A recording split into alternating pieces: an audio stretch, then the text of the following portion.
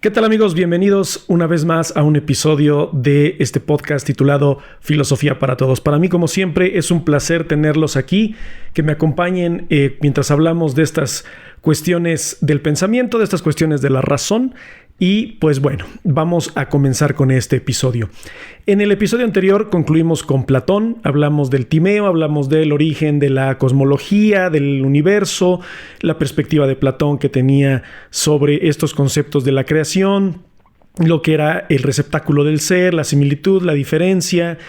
Hablamos de esta inteligencia superior que era el demiurgo, que es lo que le daba orden y forma a prácticamente todo lo que estaba en el universo, y concluimos con los sólidos de Platón, que eran estas figuras geométricas que le atribuía ciertas características de los elementos de la naturaleza, ¿no? Agua, fuego, aire y tierra, y las formas que les daba, ¿no? Icosaedro, cubo, que decía que el mundo era un dodecaedro, igual que lo había dicho ya Pitágoras previamente, y también hablaba de otras figuras geométricas que conformaban ciertos elementos, ¿no?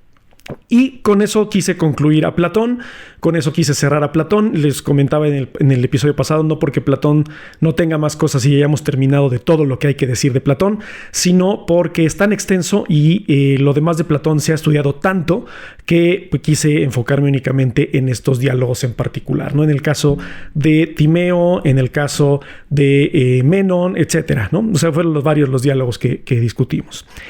Pero en este episodio es muy importante para mí porque vamos a hablar de una introducción a uno de los que yo considero, y bueno, varios filósofos están de acuerdo, que es el mejor filósofo de la antigua Grecia, que es Aristóteles. Vamos a hablar un poco de la filosofía en general de Aristóteles, de lo que pensaba Aristóteles, y en siguientes episodios voy a profundizar, voy a ahondar en varias cuestiones de su pensamiento que son bastante interesantes, y vamos a ver qué tanto en realidad diferían de Platón. Como lo comenté en podcasts anteriores, Aristóteles fue alumno de Platón, Aristóteles fue alumno de la Academia de Platón, y pues bueno, obviamente recibió mucha de la enseñanza de su maestro y aprendió de las cuestiones que yo les mencioné en los episodios anteriores. Pero lo que hizo, o lo que define a Aristóteles como un filósofo diferente, es que, como habíamos platicado también en el episodios anteriores de Platón, su filosofía difería un poco, ¿no? Difería un poco, ¿por qué? Porque Platón se enfocaba mucho en el mundo de las ideas, se enfocaba en el topos urano, se enfocaba en lo ideal, en el idealismo. Y Aristóteles lo que hizo fue pensar más en el mundo material, pensar en lo que ya está aquí, ¿no?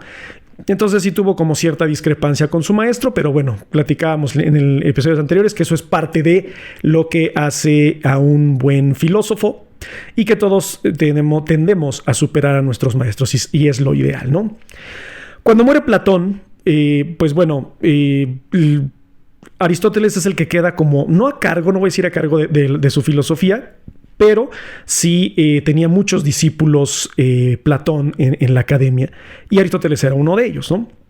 Entonces, a diferencia de Platón, que Platón sí era un hombre acomodado y que Platón era un hombre que tenía los medios y que se encontraba en una situación bastante pues acaudalada, Aristóteles no era el caso. Aristóteles entra a la academia de Platón y él era un hijo de un ateniense, de un provinciano, o sea, en realidad no tenía ningún tinte de aristócrata, pero tenía esta avidez por el conocimiento y se une a la filosofía de Platón, ¿no? Ahora, cuando hablamos de Aristóteles es hablar prácticamente de la materia, es hablar del mundo material, a diferencia de lo que hacía Platón, que era hablar del mundo de las ideas. Entonces, ¿recuerdan la máxima socrática que decía conócete a ti mismo? Pues bueno, Aristóteles la va a tratar de plasmar una vez más en esta filosofía y va a decir, tenemos que conocernos a nosotros mismos. ¿Por qué? Porque el mundo, lo real, lo conocible, es todo aquello que nos rodea, es todo lo que está aquí. Platón había cometido un pequeño error, dice Aristóteles. Se fue a un mundo ideal, se fue a un mundo perfecto, se fue a un mundo que está más allá de nosotros. Aristóteles decía, no, la realidad y lo que debemos de conocer está aquí, y el mundo material prácticamente se encuentra en el mundo material todo aquello que podemos conocer, ¿no? Muere Platón, Aristóteles empieza a ser desplazado de la academia, los sobrinos de Platón como que lo empiezan a aislar, principalmente por esto, porque no seguía tal cual la idea platónica. Entonces pues es sacado de de la academia y es contratado por un rey para que eduque a su hijo, para que eduque, que lo forme, principalmente porque Aristóteles empieza a enfocar mucho en la lógica, en la ética, y pues bueno, este rey está muy preocupado porque su hijo fuese o supiese forjarse en el mundo de la ética y en el mundo de la lógica, y pues bueno, tan fue así que gracias a la instrucción de Aristóteles logra convertirse en uno de los mayores genios militares del mundo y de la historia. Estoy hablando de Alejandro Magno. Alejandro Magno fue alumno de Aristóteles, prácticamente las conquistas de Alejandro Magno y todo lo que llevó a Alejandro Magno a fundar Alejandría y el Imperio de Macedonia, es prácticamente gracias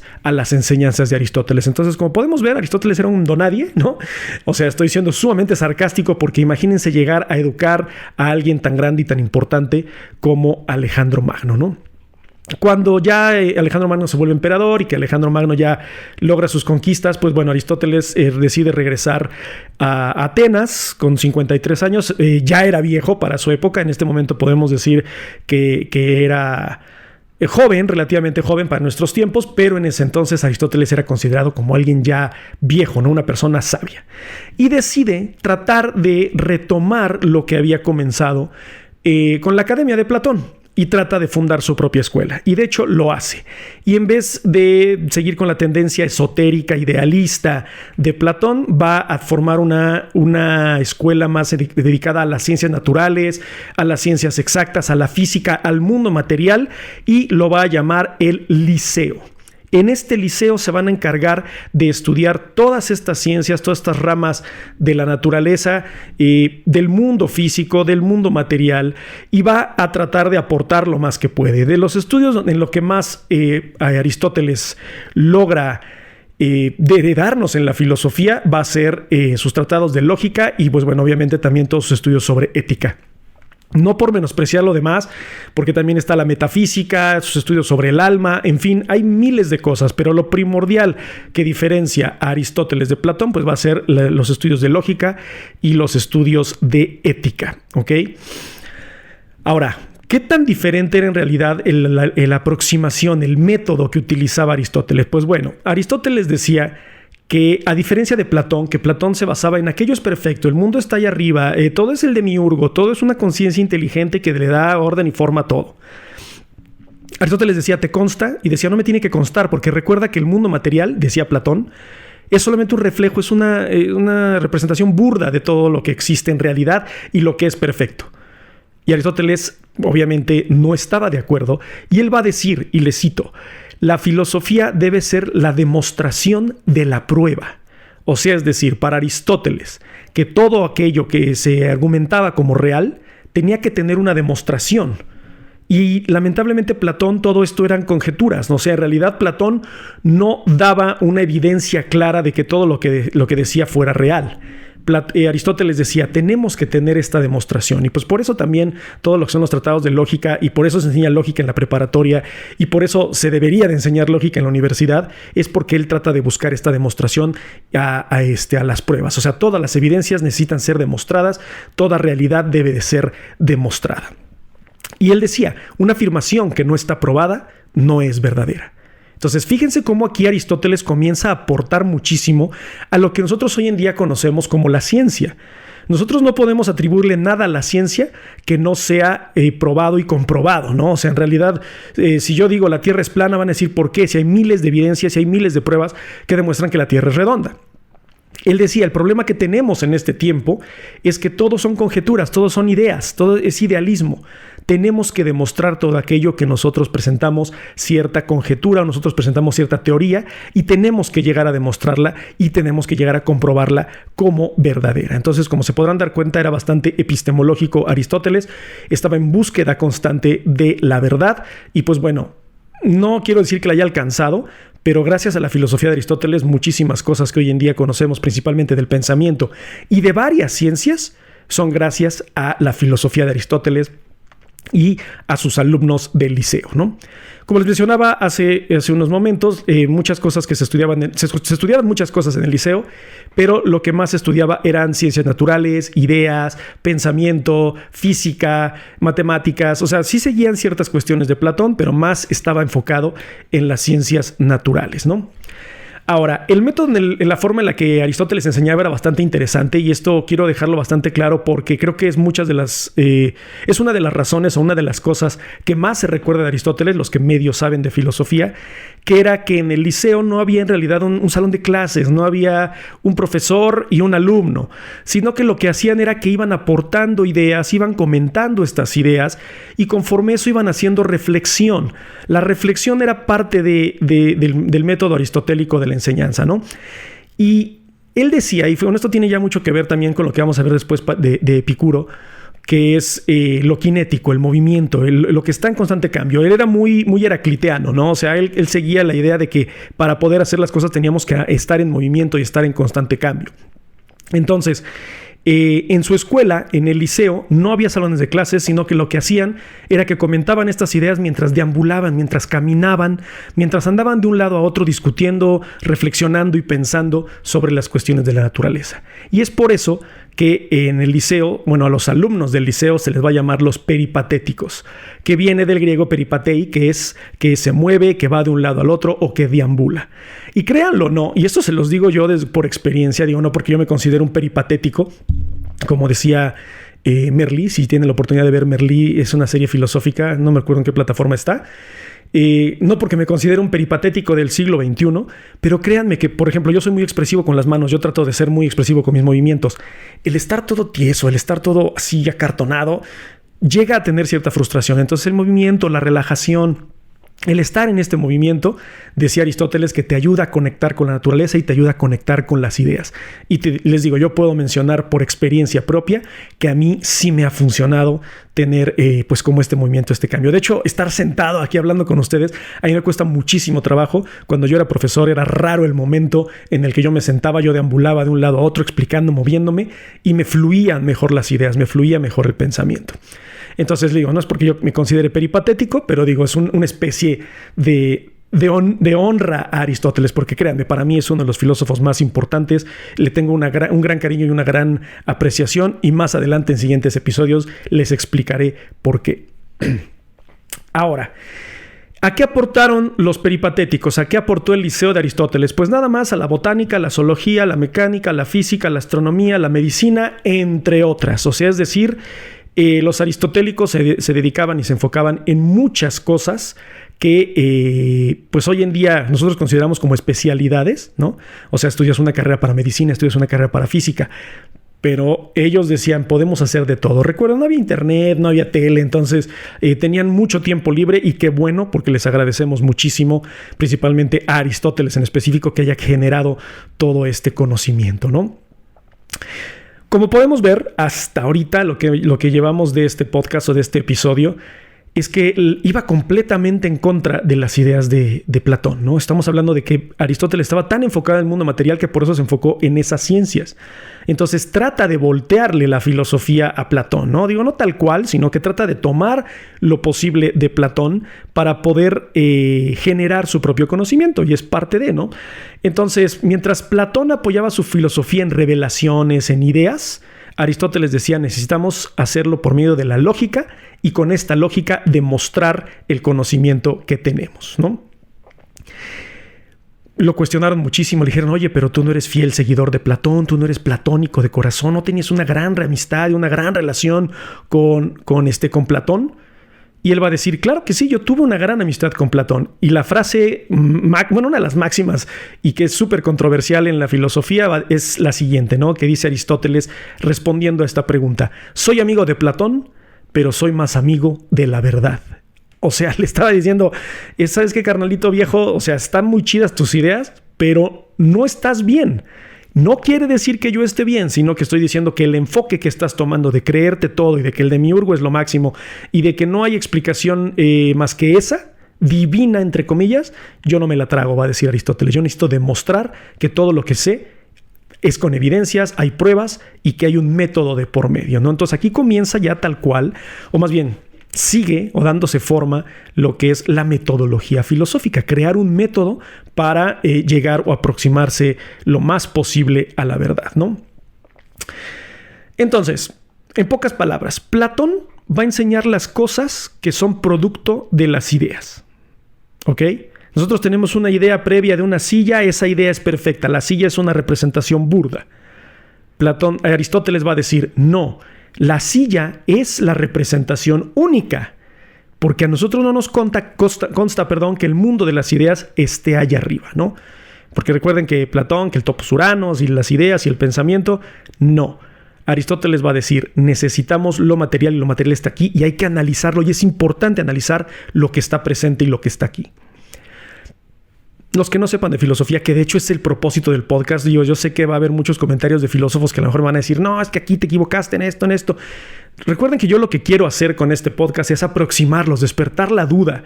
No quiere decir que lo que les esté diciendo esté mal, pero tampoco quiere decir que lo que les esté diciendo esté bien. Siempre les decía yo a mis alumnos, investiguen, duden, pregunten y traten de llegar a su propio conocimiento. Entonces, despertemos eso. Entonces, eso es lo que yo quería hacerles esa pregunta ahorita. Entonces, en los comentarios, ustedes díganme, ¿a quién apoyan? ¿Son platónicos o son aristotélicos? ¿Creen que la idea es perfecta y la representación material es burda y es similar a lo perfecto de la mente? ¿O tenía razón Aristóteles? Lo que es importante estudiar y lo que es perfecto y lo que debe de ser el objeto de nuestro estudio y preocupación debe ser lo material porque es lo que está presente y es lo que está aquí. Ustedes en los comentarios me comentarán, valga la redundancia, pero quiero escuchar su opinión, que eso, créanme, que es mucho de lo que me importa también aquí, porque yo aprendo mucho de ustedes aprenden de mí, y esto se hace una trascendencia kantiana maravillosa. A veces digo cosas mamonas, no quiero sonar mamón, pero quiero decirlo en este momento para que más adelante digan, huevo, ya entendí, ¿no? Entonces, aquí tenemos las dos doctrinas más importantes de la filosofía: el idealismo filosófico basado en Platón y el materialismo filosófico basado en Aristóteles. Retomando una vez más la pintura de Rafael, que les voy a poner por acá otra vez para que analicemos y que vimos que en el episodio anterior Platón tenía el Timeo bajo el brazo. Bueno, Aristóteles también tiene un libro en su brazo y ese libro es el de la Ética. Los estudios de Aristóteles sobre la ética son incontables. Es increíble el estudio de Aristóteles sobre la ética. Una de las obras más importantes y que les recomiendo que lo lean, principalmente si tienen hijos adolescentes o si son adolescentes, es la Ética Nicomaquea o Ética a Nicómaco, principalmente. Nicómaco fue hijo de Aristóteles. Y este libro lo escribió Aristóteles como un manual, unas reglas, un manual de procedimientos para su hijo, para decirle, mira hijo, creo que esta es la vida que debes vivir y creo que esta es la forma en la que debes de interactuar con los demás. Entonces, la Ética a Nicómaco es un gran libro. Si lo buscan en una de las editoriales más baratas, ha de estar, yo creo que máximo como en 100 pesos. Ya le estoy metiendo mucho precio porque creo que está incluso hasta más barato, pero es altamente recomendable la Ética a Nicómaco, de verdad. Los estudios de ética de Aristóteles, ya lo dije y lo voy a repetir, son sumamente importantes en la filosofía que conocemos. Ahora, voy a dejar aquí una especie de gancho para el siguiente video porque vamos a hablar, o voy a tratar de introducirlos o concluir este video para introducirlos a lo que es el materialismo aristotélico, ¿ok? Aristóteles va a analizar la materia. ¿Y de dónde va a empezar? Pues bueno, va a empezar por sí mismo. Recuerden lo que había dicho previamente, que se basa en la máxima socrática de conócete a ti mismo. Pues bueno, va a hacer eso. Va a empezar a analizar al individuo, va a empezar a analizar al ser humano y al ser. Ya más adelante entraré a profundidad con lo que van a ser las categorías, lo que es la substancia, la esencia y el accidente. Pero voy a tratar de dar una especie de introducción rapidísima ahorita en un minuto antes de que concluyamos este episodio. En la naturaleza todo tiene forma y en la naturaleza todo tiene materia, va a decir Aristóteles, ¿ok? Pero principalmente tiene 3 elementos, que es lo que les mencioné hace rato: la substancia, la esencia y el accidente. La substancia es el sujeto mismo, o sea, el yo, o sea, en este caso mi cara, mi cuerpo, todo, mi forma, yo soy esa substancia, ¿ok? Ahora, lo que yo digo y lo que me define como individuo, eso va a ser la esencia. ¿Ok? Por ejemplo, la substancia en la siguiente frase sería el ser humano. El ser humano es la substancia, es la cosa, la materia. ¿Ok? Su esencia es que es un ser racional. Entonces, el hombre es un ser racional. El hombre es la substancia, el ser racional es la esencia. lo que me define. Yo puedo definirme como muchas cosas, pero a diferencia de toda la materia que me rodea y de todos los entes que están a mi alrededor, puedo decir que soy un ser racional. Espero que hasta aquí vayamos bien. Ahora, ¿qué es el accidente? El accidente es todo aquello que puedo decir de la sustancia, pero que no la define. Yo puedo decir, Mike es un ser humano racional. Mike, la sustancia, ser racional, mi esencia. Pero puedo decir, Mike es gordo. ¿Me define mi gordura? No. Mike es de cabello castaño. ¿Me define el tener el cabello castaño? No. ¿Es parte de mí? Sí. Pero todo eso es por accidente. No me define, no establece mi personalidad, no establece mi humanidad, ni establece o define mi racionalidad. Mi racionalidad es lo que me hace ser un ser humano y es lo que me hace ser Mike, el ser humano racional. Entonces, para concluir, más adelante en los siguientes episodios voy a explicar mucho más a detalle qué es esto. La sustancia es la materia, la esencia es lo que define a la sustancia y el accidente es lo que podemos decir de la sustancia, pero que no lo define. Espero que ahorita estén pensando cuál sería la sustancia de esta cosa, cuál sería la sustancia de mi perro, cuál sería la sustancia de, no sé, de miles de cosas. Qué bueno, ojalá me pongan aquí a lo mejor un ejemplo en los comentarios de lo que ustedes creen que es la sustancia, la esencia y el accidente de ciertas cosas. En la próxima sesión voy a empezar a explicar ya a profundidad y que puede llegar a ser un tanto confuso y que puede llegar a ser un tanto enredado, la filosofía aristotélica, y voy a ir paso a paso, poco a poco. Yo creo que van a ser como otros 3 episodios de Aristóteles. Voy a tratar de resumirlo lo más que pueda, porque por ejemplo ahorita ya llevo casi 22 minutos, nada más dándoles una introducción a Aristóteles. Pero espero que en el próximo episodio o en los próximos episodios voy a tratar de ser lo más claro posible para que podamos entenderlo. Recuerden que el propósito de este podcast es que sea fácil. El propósito de este podcast es que a todos les interese y que todos digan, wow, la filosofía neta es increíble. Nada más que se han encargado de hacerla bien maldita aburrida, ¿no? Pero bueno, muchísimas gracias por su atención, muchísimas gracias por estar aquí presentes. Recuerden dejarme sus comentarios aquí en YouTube, recuerden dejarme sus comentarios en TikTok. Voy a seguirles subiendo TikToks cagados, entonces por favor síganme en TikTok, síganme en YouTube y pues bueno, espero contar con su presencia para el próximo episodio. Muchísimas gracias por su atención y recuerden que la filosofía los acompañe.